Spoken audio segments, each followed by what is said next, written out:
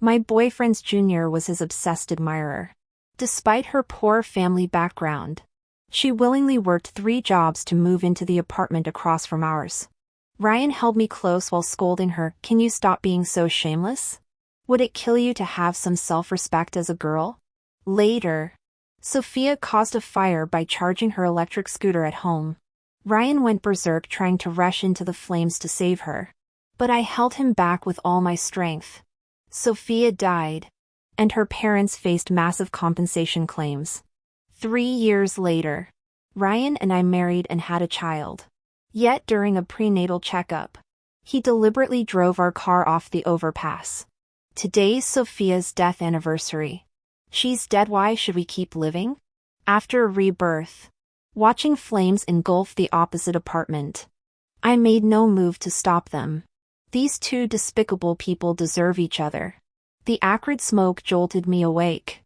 Blinking in bed, I found myself back in our apartment with Ryan's arm draped over my waist. Revulsion chilled my bones. I slapped his hand away. Ryan frowned awake, immediately noticing the choking smoke. "Fire! Run!" He bolted up, only remembering me after 2 steps. Avoiding my eyes, he grabbed my wrist. Dazed, I let him drag me through smoke-filled hallways. The billowing gray confirmed I'd been reborn to the night of Sophia's fire. Sophia Miller had been Ryan's junior. When Ryan was a senior, the freshman Sophia fell head over heels at first sight. Her pursuit climaxed during campus rush week when she publicly intercepted Ryan. "I'm Sophia Miller from finance. I've liked you forever." Ryan panicked, desperately appealing to me, "Lucy.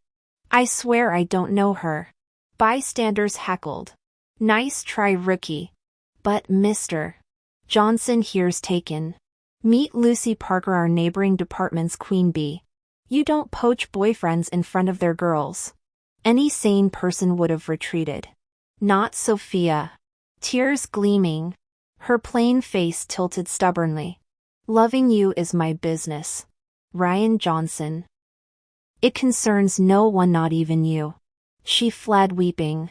We dismissed the incident.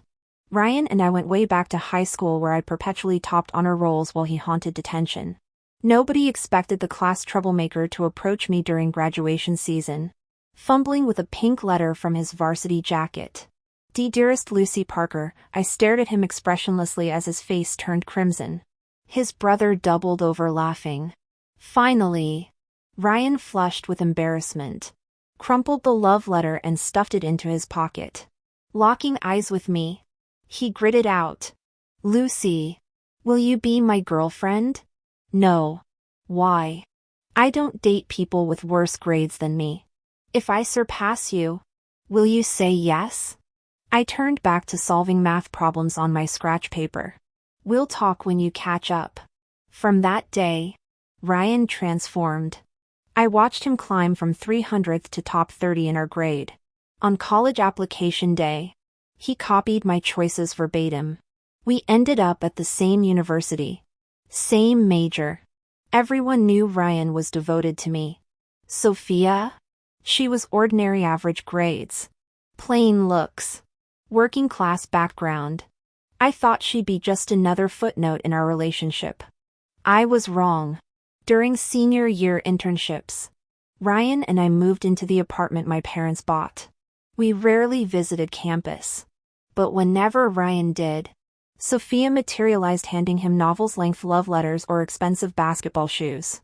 Though knowing her family struggled, her tuition came from student loans. She splurged on gifts Ryan always refused. Then Sophia rented the unit across from ours in our distant suburb. "Are you pathetic?" Ryan snapped during her move-in. Arm around me. "No self-respect? I have a girlfriend." She rode a second-hand scooter to campus, lugging the battery upstairs to save charging fees. I warned her multiple times about fire hazards. Ryan sneered. "Should have stayed in dorms." "I did this for you," Sophia suddenly wailed, tears streaming. "I just want to see you." "Nobody asked." Ryan shot back. "Get a grip." We expected her to leave. Instead, Sophia began delivering home-cooked meals, all trashed immediately. Ryan and I either cooked together or ordered takeout. Her persistence baffled us. Like a moth drawn to flame, he slumped on the couch, massaging his temples, and complained irritably to me, "Sophia Miller's a complete lunatic." Truth be told, Sophia's obsession with Ryan had crossed into madness. To afford exorbitant rent and living expenses, she worked 3 jobs daily, leaving no time for classes. My campus friends warned me Sophia had received multiple academic probation notices for excessive absences. At this rate, she might not even graduate. One morning as Ryan and I left for work, we encountered Sophia returning from her nightclub shift. Her makeup remained flawless despite the dawn hour, sporting a spaghetti-strap mini dress while clutching freshly bought soy milk and fried dough sticks. She glanced at us before bypassing me entirely to offer breakfast to Ryan. Ryan kept his hands in his jacket pockets, making no move to accept. Sophia's outstretched arm trembled slightly as she forced a smile. "Senior, your stomach condition, skipping breakfast regularly isn't sustainable." Ryan's gaze flickered over her with barely concealed disdain. "Sophia, where's your self-respect? Those nightclub patrons, do you even know what kind of filth you're mingling with? I wouldn't touch anything from you." He strode away without looking back. The brutal remark left Sophia ghostly pale, her teeth sinking into her lower lip. Taking pity on her youth, I sighed. "Sophia, there's more to life than Ryan. You shouldn't." She swiped angrily at her tears, cutting me off. "Don't play saint. You're just terrified I'll steal him. Truth is, you're not good enough for him." The door slammed violently behind her. My best friend called me naive. Why comfort a romantic rival instead of guarding against her? Sipping my boba tea, I shrugged. I just hate seeing a girl throw her life away. "Better watch Ryan," she warned. "Most guys cave when girls chase them that aggressively." I remained unconvinced. I trusted us both. Weeks later, whether from Ryan's harsh words or not, Sophia quit her nightclub job. Yet she kept bringing homemade lunches to Ryan. Gradually, Ryan's irritations seemed to soften. When Sophia's sink clogged, he'd grumble, "Damn it. Only helping because she's a kid." Yet fix it anyway. The shift became undeniable that fateful night when Sophia's charging electric bike battery ignited. Flames engulfed her apartment by midnight. Choking on smoke, Ryan and I stumbled into the hallway to find her unit blazing. Coughing violently, I pressed a wet towel to my face while tugging Ryan toward the stairwell. After 2 steps, he wrenched free. "Lucy, go ahead. I have to get Sophia." I grabbed his waist in panic. "The firefighters are here. That inferno's sealed shut. You'll die trying." I didn't know then how deeply entangled they'd become. Sophia had even given Ryan her apartment keys. During our struggle, firefighters evacuated us both. We survived with only smoke inhalation, hospitalized for observation. Later, I'd wish I'd noticed sooner the spare key glittering on Ryan's keyring, the lingering citrus perfume on his collar, the way his phone screen lit up with texts even as he slept beside me. But that realization would come too late, like the acrid smoke already nesting in our lungs. Sophia Miller wasn't so fortunate. The fire started from an electric scooter battery in the living room while she was asleep in the bedroom. By the time she woke, flames already engulfed the main area. The warped bedroom door trapped her inside. Firefighters took 3 hours to contain the blaze, but Sophia never regained consciousness. Rescuers found her clutching a diary filled with teenage confessions about her secret affection for Ryan Johnson. When Sophia's parents arrived from out of state to claim their daughter's remains, they faced not only grief but lawsuits from the landlord and neighboring tenants. At the funeral, Ryan kowtowed 3 times before her coffin. "My family, the Parker family, sold the fire-damaged property to escape the trauma." Ryan continued treating me normally, as if Sophia had never existed. 3 years later, We married and welcomed our first child. Ryan became a successful businessman and doting husband. I believed myself the luckiest woman alive until the day he drove me to a prenatal appointment. Today's the anniversary of Sophia's death. He hissed, foot slamming the accelerator as we crossed the overpass. If you hadn't stopped me, she'd still be alive. The car soared through the guardrail. As airbags exploded, my final thought crystallized: Ryan had loved Sophia all along, blaming me for her demise. When fate granted me a second chance, I didn't hesitate. Go save her. I released Ryan's hand as smoke billowed through our apartment building. I'll only slow you down. His stunned expression lasted half a heartbeat before he charged into the inferno. Coughing through smoke-choked stairwells, I stumbled into a firefighter's arms. Get the others first, I urged between racking coughs. Later at the hospital, doctors confirmed what I already knew: minor smoke inhalation. Same as before. But this time, I smiled through the oxygen mask. Let Ryan play the hero. Let him risk everything for Sophia. Some fairy tales deserve to burn. Hooked up to an oxygen mask, I mindlessly scrolled through short videos on my phone. Our upscale downtown apartment complex had become the scene of a major disaster. The raging fire dominating news feeds showed our 21st floor unit and Sophia's adjacent home gutted beyond recognition. The Miller residence fared worst. Reduced to a charred skeleton. Footage showed shell-shocked neighbors in pajamas and makeshift blanket wraps. Faces smudged with soot as they berated clueless property managers. I'd warned Sophia countless times about charging her electric scooter batteries indoors. But the girl remained obsessed with her pursuit of Ryan, so much so that she'd begun viewing me as romantic competition. As predicted, investigators would soon trace the blaze to her negligence. Countless families faced ruinous losses. Elderly residents on ventilators shared my hospital wing. Even if Ryan pulled off some heroic rescue, Sophia would drown in lawsuits and public hatred. My thumb froze on a viral clip showing two smoke-blackened figures stumbling from the inferno. The shaky camera work couldn't obscure Ryan cradling Sophia's limp form, their clasped hands trending as #couple goals. The caption gushed: "Real love means choosing to die together." When firefighters found them, he was shielding her with his body. I'm literally crying. This is why we believe in soulmates. The familiar sting of betrayal shot through my foreline. My college roommate's warning echoed: you think Ryan's different because he writes poems and remembers your latte order? Men always trade comfort for novelty. The viral footage reached my parents as #apartmentfirelove story trended.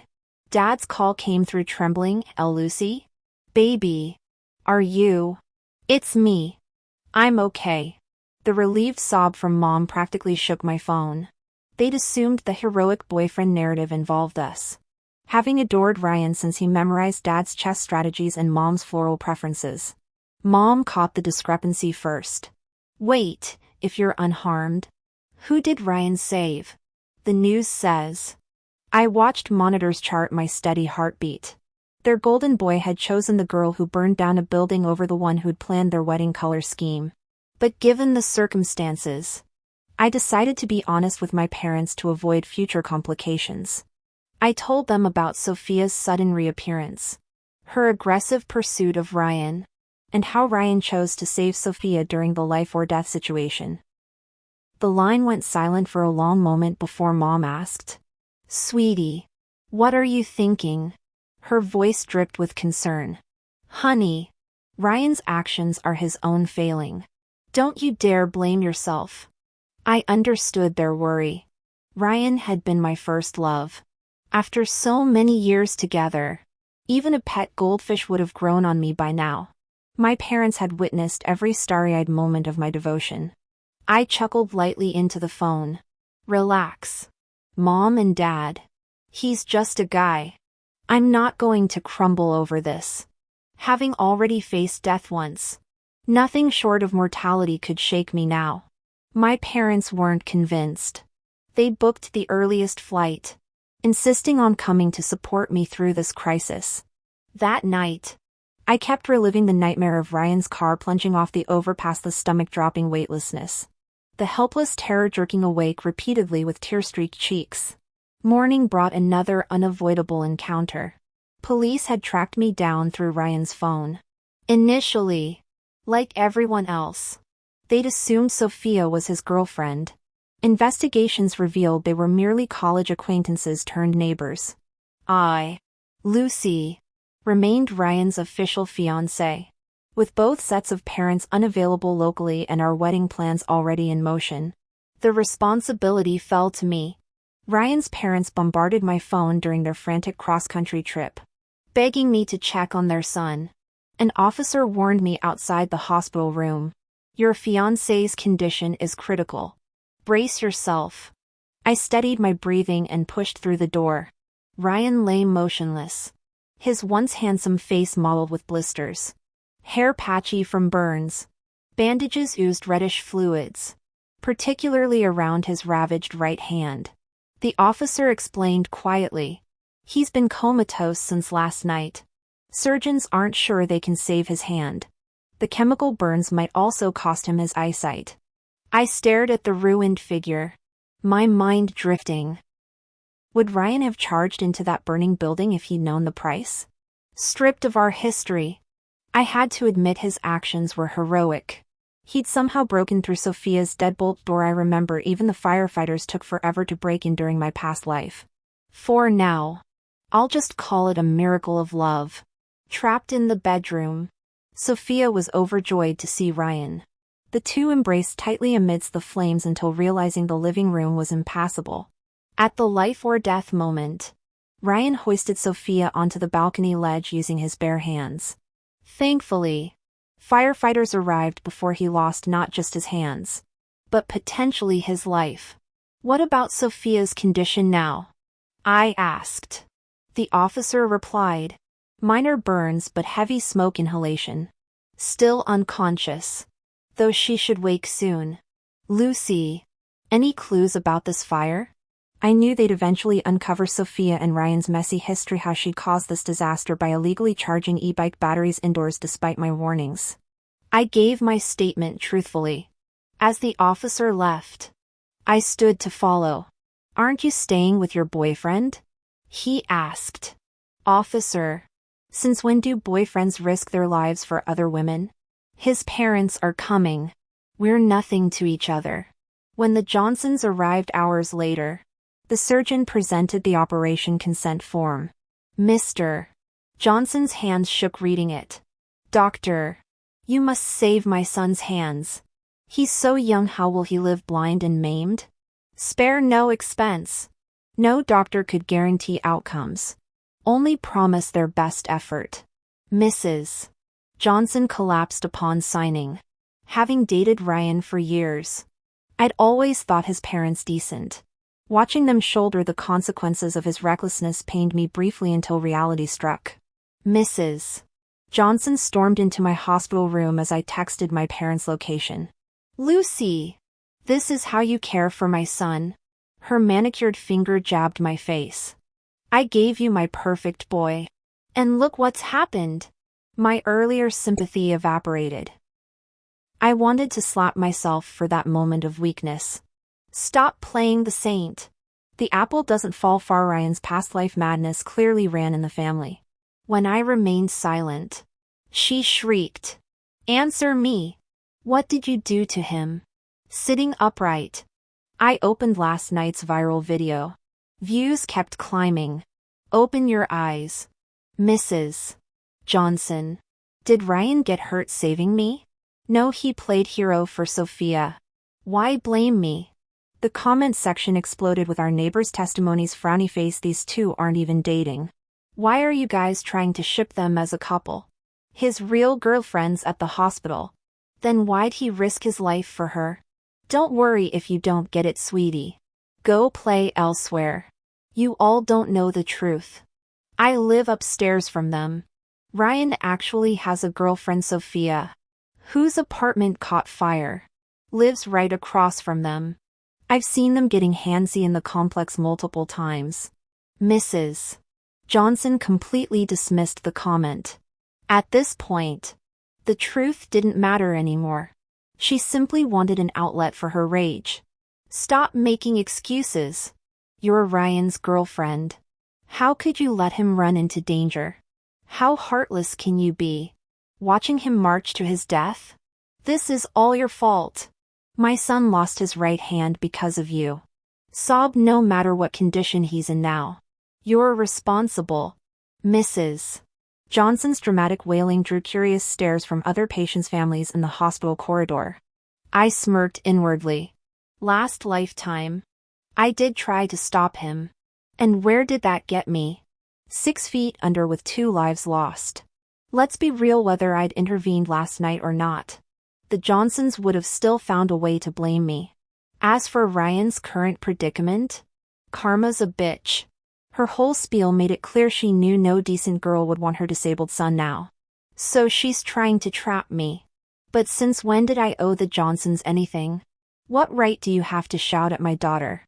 My mother materialized at the doorway, her voice colder than Arctic ice. We haven't even come after your family for what your son did. And you dare show up here? My father stood beside her like an impassive sentinel, his don't fuck with me aura keeping bystanders at bay. They'd clearly heard everything. Mrs. Johnson paled, caught off guard. I just feel terrible for Lucy. She stammered. Since our kids are getting married soon, I'm just worried about their future.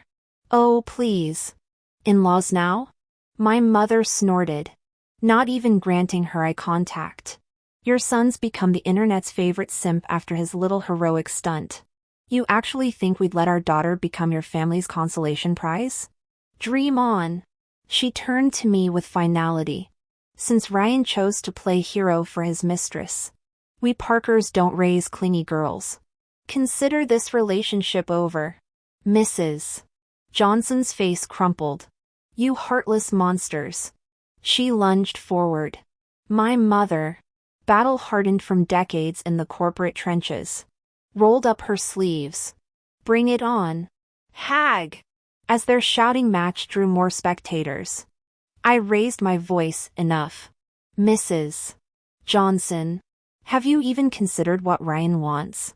If he doesn't love me, this whole argument is pointless. Seizing the lifeline, she sniffled dramatically. Of course he only loves you. Those floozies mean nothing. When I insisted on seeing Ryan, she practically tripped over herself agreeing. My mother squeezed my hand worriedly. I gave her a reassuring nod. This time, I'd make sure the Johnsons dug their own grave. When the nurse came to change the dressing earlier, I overheard her mention that Sophia had regained consciousness. Given her history of clinging to Ryan, I assumed she'd rush to his bedside immediately. I couldn't help but wonder how Mr. and Mrs. Johnson would react upon seeing the person responsible for their son's condition. As we approached Ryan's hospital room, we found Mr.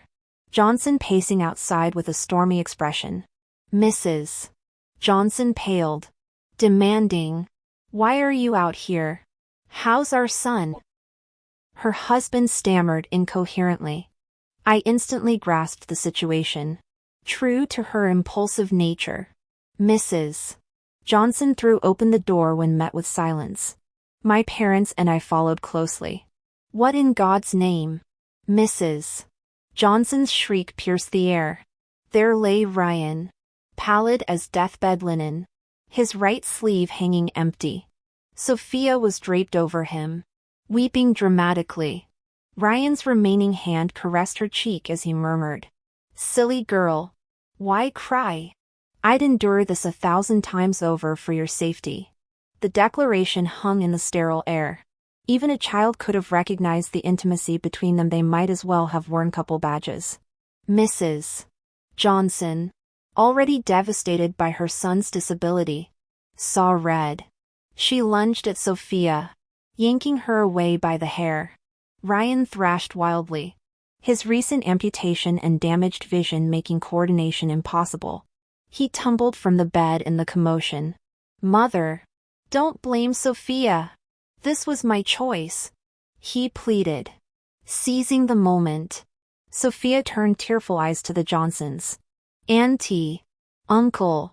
What we have is real love. I'll stand by Ryan no matter what. Please give us your blessing. Mrs. Johnson clutched her chest as if heart-stricken. Have you lost your mind? What about Lucy? Mother. Ryan's voice cracked. Facing death clarified everything. Sophia's my soulmateth only woman I'll ever marry. Without her, I'd rather die. Didn't you always say chasing Lucy made me pathetic? Sophia treats me 1,000 times better. I suppressed a bitter laugh. These must have been his exact thoughts in our previous life, the same delusions that doomed me and our child to become sacrificial lambs for his precious Sophia. My mother sniffed disdainfully. Since everything's out in the open, let's make this clean break official. My daughter wants nothing more to do with your son. The Johnsons never contacted me again after that day, whether from shame or resignation didn't matter. My ties with Ryan were severed. Later revelations from insiders confirmed Ryan and Sophia had been carrying on secretly for months. The man was such a skilled actor he'd even deceived himself. That fire became their twisted salvation, forcing his true feelings to surface. I thanked fate for granting me the second chance to rewrite our ending. When Ryan left the hospital after 6 weeks, I never imagined they'd seek me out. He appeared gaunt behind thick glasses, that empty sleeve flapping like a surrender flag. Sophia glowed with vindictive triumph, clinging to his arm like a trophy. Ryan extended a gilt-edged invitation with his remaining hand. Our wedding. We'd be honored if you came. The embossed script gleamed cruelly, Mr. Ryan Johnson and Miss Sophia Miller request the pleasure of your company. I really wanted to know if that fire had fried his brain too. He pressed his lips together. Lucy. I treated you poorly before and I officially apologize. But matters of the heart aren't something I can control. Many of our classmates will attend the wedding. I hope you'll come to prove to everyone that Sophia wasn't the third party in our relationship. I set down my water glass, barely containing my anger as I snapped at Ryan. Are you out of your mind? You two want to play the victim while acting like hypocrites? You carried on an affair right under my nose, yet expect me to attend your wedding to validate your relationship? Do I need to expose your dirty laundry to shut you up? Sophia turned pale, stammering, what nonsense are you spouting? You're just jealous. That woman really only had her sharp tongue left intact. Later I discovered Ryan had secretly approached Sophia about quitting her nightclub job. Though I didn't know the exact details, he'd promised her monthly payments if she stayed home instead of frequenting those shady places. Sophia took the money without hesitation, then staged the whole repaying kindness with her body routine. Ryan got Sophia's apartment key. They'd meet during lunch breaks or after I fell asleep, carrying on their affair right under their partner's nose. Ryan absolutely thrived on the thrill. But Sophia's pregnant now. I want her to enjoy the wedding. My retreating footsteps paused, turning for one last look at Ryan and Sophia. I spat, you two make me sick. Of course I didn't attend Ryan's wedding, but friends dragged me into a group chat live streaming it all. Lucy. You won't believe it, Ryan paid over $3 million for Sophia's damages. TSK. Playing White Knight again. Just like last time. Investigators quickly determined the fire's cause.